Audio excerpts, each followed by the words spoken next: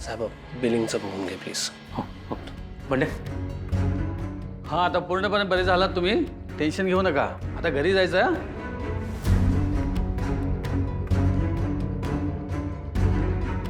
हे बघा, एक गोष्ट लक्षात घ्या, यांना कोणताही मोठा धक्का बसता कामा नये.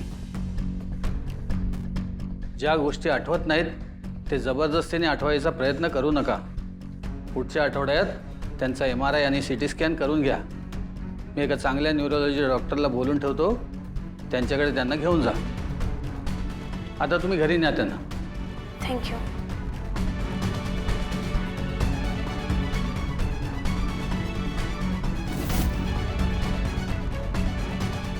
हे बघ नयनतारा, कमळी कशी मुलगी आहे हे आपण सगळ्यांनीच बघितलेलं आहे.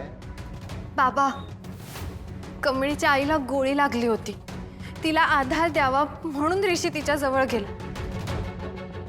काय गोळी लागली? आणि त्यांना गोळी लागली म्हणून ऋषी तिथे गेला, तर त्यानं त्यामध्ये काय गुन्हा केला ग?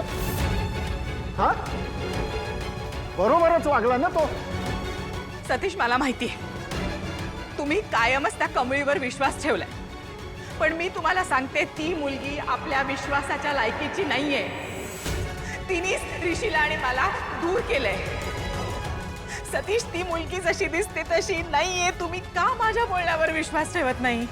नाही नाही, मला हे अजिबात पटत नाहीये. मी आपल्या ऋषीला चांगलंच ओळखतो. तो विनाकारण असं अजिबात वागणार नाही. बाबा अहो, तुम्ही समजताय तसा ऋषी राहिलेला नाहीये. आता त्याला आपल्या घराशी आपल्या कुटुंबाशी काहीही घेणं देणं राहिलेलं नाहीये. त्याला फक्त आणि फक्त कमळी दिसते. आता ती कमळी आहे ना, इनामदारांच्या घराची सून होण्याचे स्वप्न बघते. आणि ऋषीला तिच्याबरोबर संसार थाटायचे. लायकी आहे का त्या कमळीची आपली सून होण्याची? तुम्ही सांगा मला, शोभते का ती ऋषीला? काय बोलतेस तू हे? अगं, त्या मुलीबद्दल असं बोलताना तुला काहीच वाटत नाही? नाही, मान्य आहे तिला तिचा बाप कोण आहे हे माहिती नसेल, पण त्यात तिची काय चूक आहे? आणि आता मला या सगळ्यामध्ये ऋषीची पण काहीही चूक वाटत नाहीये. नाही, चल चल, आपण त्याच्याशी बोलू आणि त्याला समजवू आणि त्याला परत घरी घेऊन येऊ.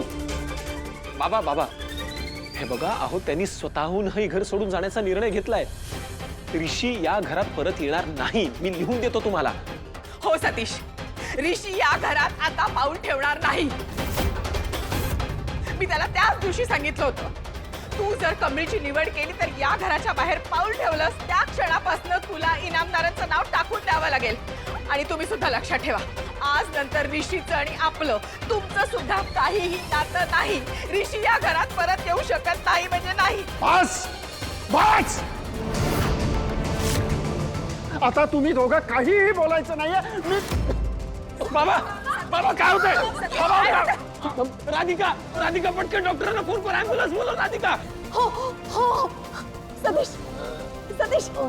सतीश, बाबा सतीश काय होतं? बाबा काय होतंय?